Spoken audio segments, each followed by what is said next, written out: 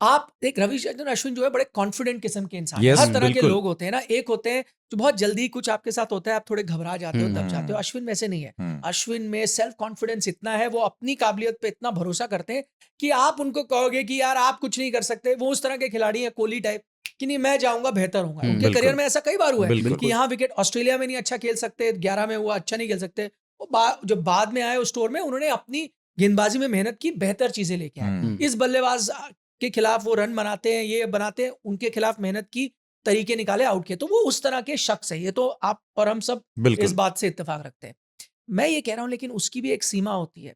अब फर्ज करें मैं अगर बड़ा कॉन्फिडेंट इंसान हूं, मैं मेरा काम है एंकरिंग करना, मैं एंकर करता हूं, लेकिन अक्सर ऐसा होता है कि भाई मैं जब कोई बड़ा दिन आता है, मुझे कहा जाता है, मेरे बॉस आके कहते हैं आप नहीं कोई और करेगा। तो एक बार मुझे लगता है अरे चलो उसको पसंद नहीं आया, मेरे बॉस बदल जाते हैं, दूसरे आते हैं, वो भी वैसा ही करते हैं। अभी भी मैं बड़ा कॉन्फिडेंस इंसान हूँ, 3 4 5 बार मेरे साथ होता है, अलग अलग लोगों के साथ होता है। मैं कितना भी सेल्फ कॉन्फिडेंट इंसान हूँ, मुझे अपने पे शक होगा, मुझे लगेगा नहीं यार शायद मैं वाकई इतना अच्छा नहीं हूँ। पता नहीं मैं इस गलतफहमी में क्यों चलता था कि मैं बहुत अच्छा हूँ। तो सर मैं एक शायद सवाल मेरे में कुछ कमी है, खामी है, हो सकता है। मैं कह रहा हूं इतने कॉन्फिडेंट इंसान भी तो कहीं उनका कॉन्फिडेंस नीचे आएगा। हो सकता है वो इसलिए पिछला मैच नहीं खेल रहे या आगे नहीं खेलना चाहते, कहीं ना कहीं उन्हें यकीन हो गया कि जो भी आता है उसे लगता है नहीं भाई इसको तो बैठाना बहुत आसान है। उन्होंने कहा शायद मैं हूं ही नहीं फिट इस लेवल के लिए, मैं आईपीएल ही खेल लेता हूँ नहीं भाई, तो इंडियन क्रिकेट में नहीं तो फिर एक बात यह है कि अगर ये भी नहीं है तो फिर हमें क्यों अश्विन के लिए सॉरी फील करना चाहिए? क्योंकि अश्विन को अगर बार बार ड्रॉप किया जा रहा है तो उसको कोई टारगेट नहीं कर रहा,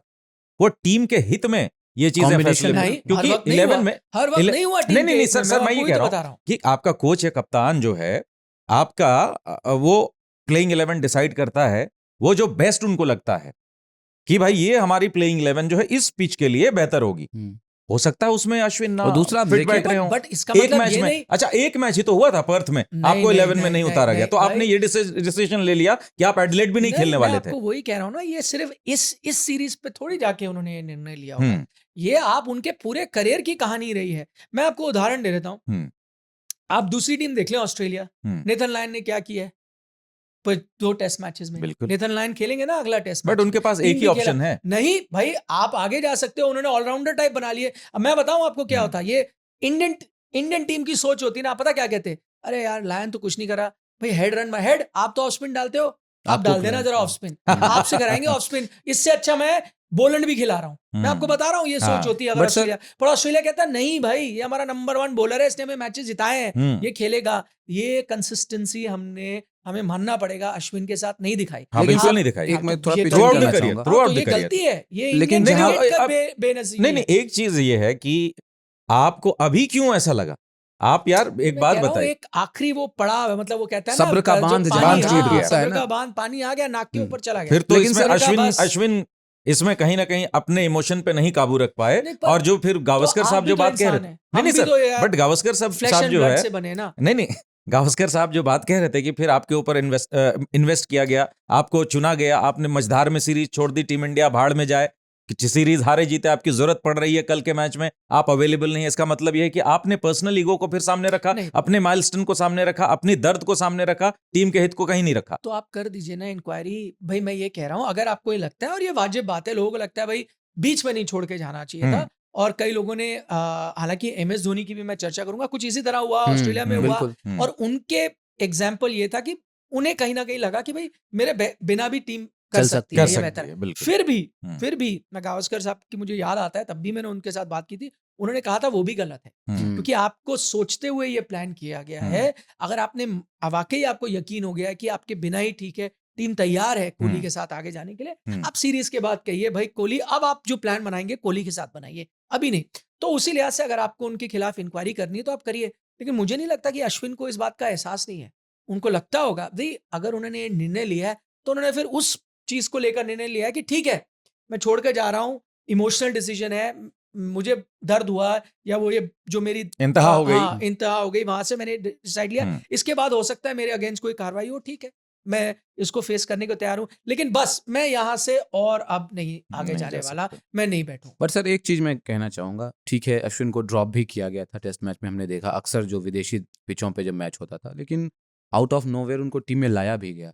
वर्ल्ड कप का एग्जांपल हमारे Yes, सामने है, हाँ हाँ वो व्हाइट बॉल नहीं खेल रहे थे, उनको लाया गया, टीम को जरूरत महसूस हुई तो लाया गया पर वो भी गलत था।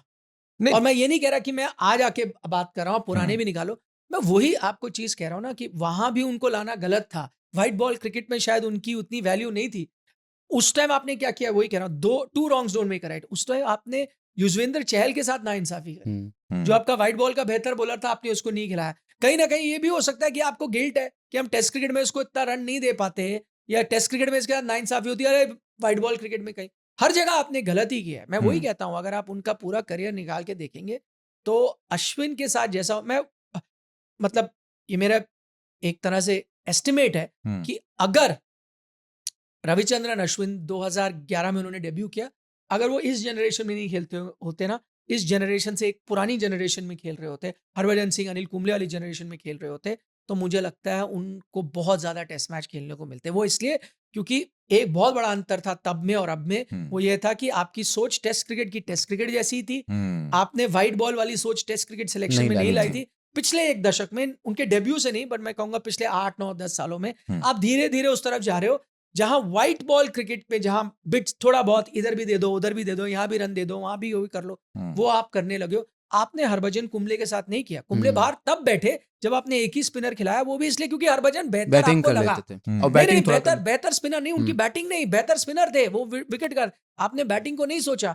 अब आपने वो सोचना शुरू कर दिया कि यार बैटिंग में मुझे रन कौन दे देगा। आपने ये नहीं सोचा मेरा बेहतरीन स्पिनर कौन है। वही कहता हूं, अगर 2-3 दशक पहले खेल तो ज्यादा टेस्ट क्रिकेट वैसे 3,500 उन्होंने बतौर बल्लेबाज भी बनाए थे, बुरे बल्लेबाज अश्विन नहीं थे। हाँ, बट आपने थोड़े बेहतर चुने और ना। बेहतर तो और बेहतर चीज एक चीज ये है ना कि आप अगले 2 टेस्ट मैचेस आप मेलबर्न में और सिडनी में खेलेंगे, तो सवाल ये उठता है सर कि मुझे ये बात जो है ना डाइजेस्ट नहीं होती। देखिए, अभी किसी को नहीं मालूम कि क्या बात हुई है, क्या नहीं हुई है। अश्विन ने भी कोई स्टेटमेंट देने से मना किया। ये भी बहुत इंपॉर्टेंट चीज है। हाँ। मैं आपको बताता हूँ। देखिए, मतलब अगर हम रीड बिटवीन द लाइंस कर रहे हैं, जैसे आपने कहा कब परेशानी हुई हो, क्या पता जो आप कह रहे हो सही हो। मैं आपको वही कह रहा हूँ, अगर ये बहुत ही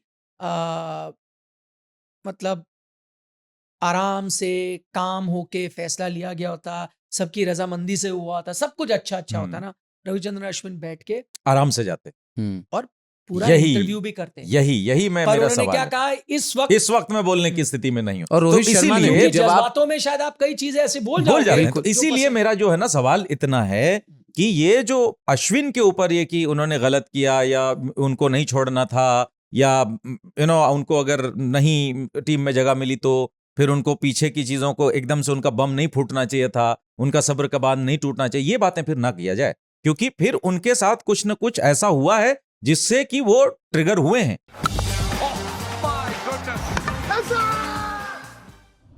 इस कहानी में ट्राइबलिज्म है, इस कहानी में फिरका परस्ती है, इस कहानी में तुर्की के राष्ट्रपति की अपनी महत्वाकांक्षाएं हैं। आज के डेट में Syrian airbase, naval base, missile capability सब खत्म, साइंस रिसर्च सब खत्म, ध्वस्त कर दिया। वही बड़ी बड़ी प्रतिमाएं जो है धूल धूसरित हो रही हैं, वही जश्न मन रहा है, और इसका मतलब है कि कभी यही आदमकद मूर्तियां अपने जीते जी इन लोगों ने लगाई थी, क्योंकि इन्हें भरोसा था कि हम ही रहने वाले हैं। फैशन मैगजीन है वोग, उसने बशर अल असद की वाइफ के लिए द रोज इन डेजर्ट। बिल्कुल। तो क्या ये कहा जा सकता है कि लोगों ने अब चुनावों का इंतजार करना बंद कर दिया है? भारत की जो फॉरेन पॉलिसी है यह है कि हम दूसरों के फटे में टांग अड़ाना हम लोग बंद कर दिए हैं। तो वो आलसीपना हम लोगों को छोड़ देना चाहिए कि चीज़ों को हम देखें कि bad guys versus good guys. यहाँ पर bad guys versus bad guys हो रहा है।